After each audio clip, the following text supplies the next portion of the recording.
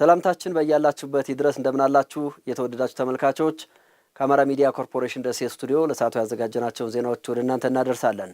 ከዜናዎቹ ጋር ለጀናንባቸው አብራችሁ ቆያለሁ።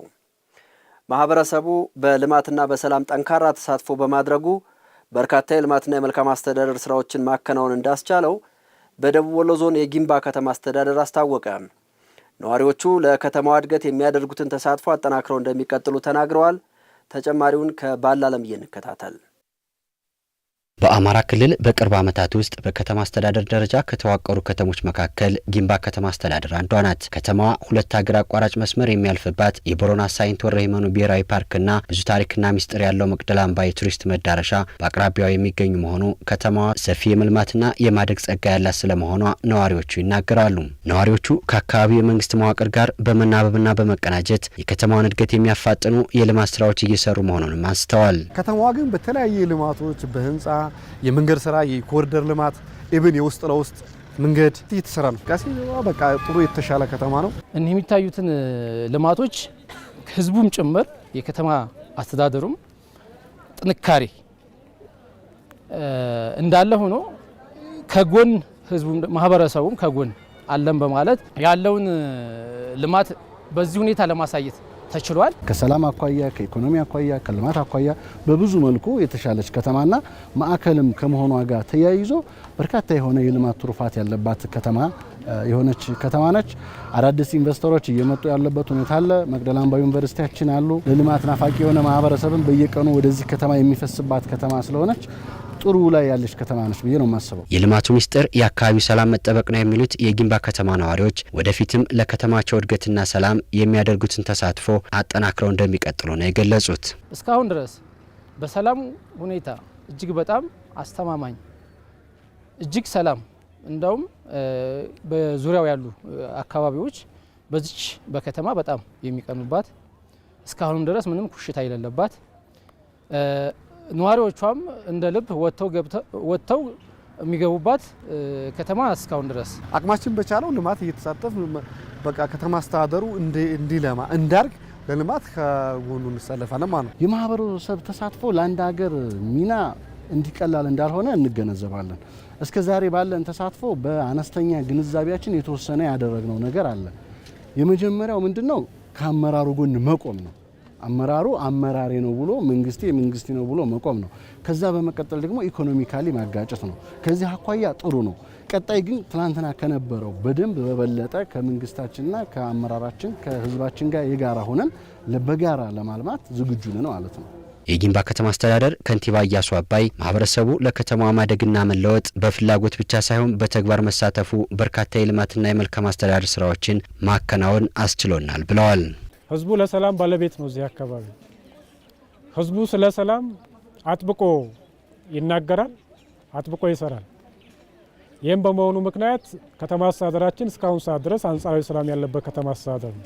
እንደ አመራር ከተማው የሰለጠነ ከተማ፣ ያደገ ከተማ፣ ተወዳዳሪና የጸዳ ከተማ እንደሆነ ለማድረግ በዘርፈ ብዙ ስራዎችን እየሰራን ያለ ነው። በምንሰራቸው የልማት ስራዎች ህብረተሰቡ በሀሳብ በጉልበት እና በገንዘብ ያግዛል፣ ይደግፋል፣ ይተባበራል። ስለዚህ የምንሰራቸው የልማት ስራዎች ህብረተሰቡን ያማከሉና ህብረተሰቡን ያሳተፉ በመሆናቸው የህብረተሰቡን የባለቤትነት ስሜት ያረጋግጡ ናቸው ብሎ መውሰድ ይቻላል ማለት ነው። ከተማዋ በቱሪዝም በአምራች ዘርፍና በማዕድን ሰፊ የመልማት ጸጋ እንዳላት ያነሱት ከንቲባ እያሱ አልሚ ባለሀብቶች እድሉን እንዲጠቀሙ ጥሪ አቅርበዋል። የአማራ ክልል ተወላጆች እና በየትኛውም አካባቢ ያሉ ባለሀብቶች እዚህ አካባቢ መጥተው ሀብታቸውን፣ ጉልበታቸውን፣ ገንዘባቸውን ኢንቨስት አድርገው እነሱም ተጠቅመው ሀገራቸውንም ህዝባቸውንም የሚጠቅሙበት የኢንቨስትመንት እድል ስላለ ኑና ከተማችሁን ኢንቨስት አድርጉ ለማለት እወዳለሁ። በቃሉ ወረዳ የተገነባው የዲርማ መስኖ ፕሮጀክት የአርሶ አደሮችን የምግብ ዋስትና ከማረጋገጥ ባለፈ ለገበያ ማምረት እንደሚያስችላቸው የወረዳው አስተዳደር አስታወቀ። ከዚህ ቀደም በንብረትና በሰው ላይ ጉዳት ያደርስ የነበረው ወንዝ ለልማት መዋሉ እንዳስደሰታቸው አርሶ አደሮች ተናግረዋል። ተጨማሪውን አብረን እንከታተል። በደቡብ ወሎ ዞን ቃሉ ወረዳ 035 ቀበሌ በ365 ሚሊዮን ብር የተገነባው የዲርማ መስኖ ግንባታ 290 ሄክታር መሬትን የማልማት አቅም አለው። በዚህም ከ490 በላይ አርሶ አደሮች ተጠቃሚ ይሆናሉ። ከተራራማ አካባቢዎች እየተነሳ እንዲህ ቁልቁል የሚምዘገዘገው ዲርማ ወንዝ ዓመቱ ሙሉ ሲፈስ የአርሶ አደሮቹ ስጋት እንጂ የተጠቃሚነት ምንጭ አልነበረም። ዲርማ እንደው ሰፊ ነበር። ትርንጎም፣ የበሎም፣ ሎሚውም፣ አቧሩም፣ ዋንዛውም ያሳዝን ነበር። ወንዙ በጣም ብዙ ከብት እየወሰደ ሰው እየወሰደ ብዙ ችግር ነበረው። ከብት ወደ ተ20 የማያንስ ከብት ተ30 የማያንስ ከብት ይወስድ ነበር። እንደገና ሰው ደግሞ ከ10 እስከ 15 ሰው የሚወስድ ነበር። ዛሬ ላይ አርሶ አደሮቹ ከስጋት ተላቀው የማደጋቸውና የመለወጣቸው ተስፋ ሆኗቸዋል። አሁን በልማት ይህን የመሰለ መሰረት መጣሉ ልማት እንዲሰራ ማድረጉ ፈንደለል እንዲሁ ሲሄድ ሰውን እየጎዳ አታክልትን እየጎዳ ከብትን እየጎዳ ሲኖር የነበረው አሁን በልማት ላይና በስራ ላይ ውሎ ህዝብን ተረሃብ ላይ ለማውጣት ያደረሰው ጌታ አልሐምዱሊላህ ብለን እናመሰግናለን። ግንባታውን ያከናወነው የኤፍቴን ኮንስትራክሽን ምክትል ስራ አስኪያጅ ሽባባው ወንዲፍራው ግንባታውን በአጭር ጊዜ ለማከናወን የአካባቢው ሰላምና የህብረተሰቡ ትብብር የጎላ ድርሻ እንዳለው ነው የገለጹት። አናስ ስራው ላይ በኮንክሪት በብረት የሚሰሩ ስራዎች አሉ። የፍሉም ስራዎች እንደሆነ አጠር ብዬ ለመግለጽ ያክል ወደ 500 ሜትር አካባቢ የፍሉም ስራዎች ነበሩበት። እነዚህን ስራዎች የመንገድ ስራዎች ወደ 5.2 ኪሎ ሜትር አካባቢ መንገድ ስራዎች አሉ። እነዚህ መንገዶች ስትራክቸር አላቸው በራሳቸው። የሜን ካናል ወይም ዋና ቦይ ተብሎ የሚጠራው ደግሞ ኦልሞስት ወደ 5.2 ኪሎ ሜትሮች አሉ። ሶስተኛ ካናል ግንባታዎች አሉ። እነዚህን በአጭር ቀን ውስጥ በ6 ወር ባልሞላ ውስጥ የልማቱ ተጠቃሚ አርሶ አደሮችን ታሳቢ በማድረግ ህብረተሰቡን በማገልገል ስፔሻሊ ከማህበረሰቡ ጋር ያለን አታችመንት ቅርርቦች በጣም ትልቅ ሚና አለው። ምክንያቱም ስራው ሲሰራ ማታ ይሰራል፣ ቀን ይሰራል። ቀንና ማታ በሚሰራበት ሰዓት የህብረተሰቡ ተሳትፎ ወሳኝነት አለው። ከሰላም አንጻር ከድጋፍም አንጻር ይህን ታሳቢ አድርገን ስለምንሰራ ተሳክቶልናል ብለን እናስባለን። የቃሉ ወረዳ ዋና አስተዳዳሪ ሙህዲን አህመድ የመስኖ ግንባታው አርሶ አደሮች የምግብ ዋስትናቸውን ከማረጋገጥም በላይ ለገበያ እንዲያመርቱ ያስችላል ብለዋል። እንደሚታወቀው ያው ከዚህ ቀደም እዚህ አካባቢ በአመት አንድ ጊዜ የአገዳ ሰብልና ሌሎች በአመት አንድ ጊዜ የሚደርሱ ሰብሎችን ብቻ ነበር አርሶ አደሩ ሲያመርት የቆየው። አሁን ላይ ይሄ ግዙፍ ፕሮጀክት በ035 ቆርፋ ዲርማ ወንዝ ላይ መገንባቱ አርሶ አደሩ አንድ ጊዜ ከማምረት 3 ጊዜ በአመት የማምረት እድል ያገኛል። 3 ጊዜ የማምረት እድል ሲያገኝ ምርታማነት 3 እጥፍ ያሳድጋል ማለት ነው። የነበረበትን የምግብ ዋስትና ችግር ይቀርፋል። በምግብ ራስን መቻል ብቻ ሳይሆን ትርፍ ምርት አምርቶም ለገበያ ለሀገር ውስጥ ገበያም ለሀገር ውጭ ገበያም የማቅረብ እድል ይፈጥራል። ይሄ መስኖ እዚህ ቦታ ላይ መገንባቱ በሌላ በኩል አጎራባች አካባቢዎችን በልማት በማስተሳሰር የጎላ ፋይዳ እንዳለውም ነው አስተዳዳሪው ገለጹት። እዚህ አካባቢ በጎን የኦሮሞ ብሔረሰብ ዞን ደዋ ጨፋ ወረዳ አለ፣ በጎን ደግሞ ቃሉ ወረዳ አለ። ይሄ መስኖ ፕሮጀክት አጋጣሚ ሆኖ ቃሉ ወረዳን ከደዋ ጨፋ ወረዳ ጋር ያስተሳስራል። 035 ቀበሌን ከሲትር ቀበሌ ደዋ ጨፋ ሲትር ቀበሌ ጋር የሚያስተሳስር ነው። በተለየ መንገድ የመቻቻል አብሮ የመልማት አብሮ የማደግ ትልቅ እድል ፕላስ እንደገና ደግሞ በፕሮጀክት ሲተሳሰር ሰላሙን የበለጠ በዘላቂነት እንዲጠብቅና አብሮ እንዲያድግ ትልቅ እድል ይፈጥራል። በአካባቢያቸው እየተሰራ ያለው የጎርፍ መከላከያ ይደርስባቸው የነበረውን ችግር እንደሚያቃልልላቸው በኦሮሞ ብሔረሰብ አስተዳደር የጨፋ ሮቢት ከተማ አስተዳደር ነዋሪዎች ተናገሩ። የብሔረሰብ አስተዳደሩ አደጋ ስጋት ስራ አመራር ጽሕፈት ቤት በበኩሉ ችግሩን ለመፍታት የክልሉ መንግስት ከ7.9 ሚሊዮን ብር በላይ መመደቡን ገልጿል። መረጃውን ያደረሰን የወረዳ የመንግስት ኮሚኒኬሽን ነው። ኢማም ኢብራሂም ያቀርበዋል።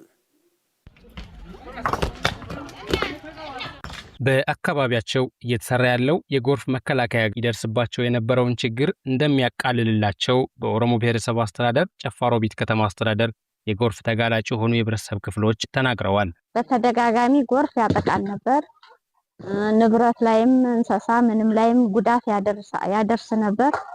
አሁን ግን ባለፈም እዚህ ድልድይ ተተሰራ ወዲህ ለውጥም አለ። አሁንም ደግሞ ይሄንን እየተሰራልን ነው። ወደፊት ትልቅ ለውጥ ላይ እንኖራለን ብለን በተስፋ እንጠብቃለን። ለአካባቢው ደህንነትም ሆነ ደግሞ መንገድ ማቋራጭ ለምሳሌ ከአንዱ ቦታ ከአንዱ ቀበሌ ወደ አንዱ ቀበሌ ለማቋረጥ በጣም አስቸጋሪ የነበረ ወንዝ ነው። አካባቢ ያለው መሬቱን እየቆረሰ ነው ይዞት እየሄደ የነበረው።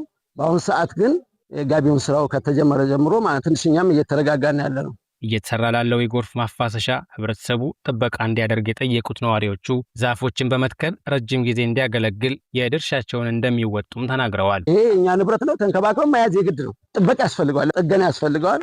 ይሄ ማህበረሰቡ ነው የኛ ነው ብሎ ይሄን ነገር በጥንቃቄ መያዝ አለበት።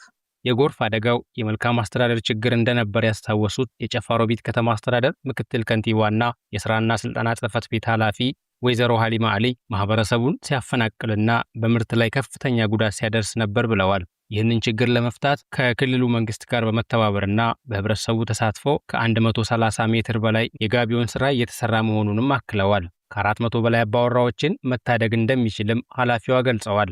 ይሄ ጎርፍ ብዙ ማህበረሰብን ሲያፈናቅልና ብዙ ንብረቶች ላይ ጉዳት ሲያደርስ ነበር። 40 ቤቶች ተፈናቅለዋል። 130 ሜትር ነው። ወደ 400 ጋቢውን 600 ኪሎ ግራም የጋቢ ማሰራ አለበት። ይሄ እንግዲህ በበጀቷ የምናሰራ ነው። 30% በማህበረሰብ ተሳትፎ የምናካትትበት አለ። የጎርፍ መከላከል ስራውን በመስራት ምርትና ምርታማነትን ለማሳደግ እየተሰራ ነው ያሉት የብሔረሰብ አስተዳደሩ አደጋ ስጋት አመራር ጽሕፈት ቤት ኃላፊ አቶ አህመድ ጅብሪል የክልሉ መንግስት ችግሩን በመረዳት ከ7.9 ሚሊዮን ብር በላይ መመደቡን ተናግረዋል። ከክልሉ መንግስት ጋር በመነጋገር በኩል ስታካተል የጎርፍ መከላከል ስራውን ለመስራት ጥረት አድርገናል። አጠቃላይ ቶታል ኮስቱ 7.9 ሚሊዮን ብር ነው። 130 ሜትር ወደ ስራ ገብተናል። ከ40% በላይ አጠቃላይ የፊዚካልና የፋይናንሻል አፈጻጸም ላይ ነው ያለው። ዞኑ ከክልሉ ጋር በቅንጅት እየሰራ መሆኑን የገለጹት ኃላፊው በዚህም የህብረተሰቡ ተሳትፎ ከፍተኛ እንደነበረም ተናግረዋል። የተወደዳችሁ ተመልካቾች ከአማራ ሚዲያ ኮርፖሬሽን ደሴ ስቱዲዮ ለሰዓቱ ያዘጋጀናቸው ዜናዎች የተከታተላችኋቸው ናቸው። አብራችሁ ስለቆያችሁ ከልብ እናመሰግናለን። ከዜናዎቹ ጋር ደጀን አምባቸው ነበርኩ። ጤና ይስጥልን።